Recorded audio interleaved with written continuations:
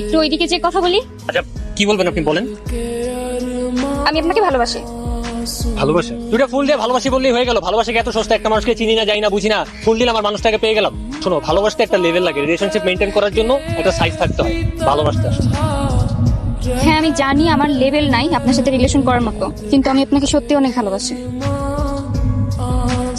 আমি আপনাকে সত্যি অনেক ভালোবাসি। এই একটা কথা কয়বার বলা লাগে? আমার তারা আছে এখানে।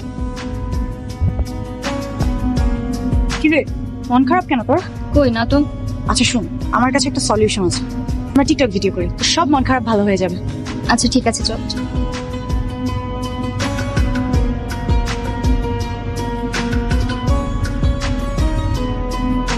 অনেক সুন্দর হয়েছে।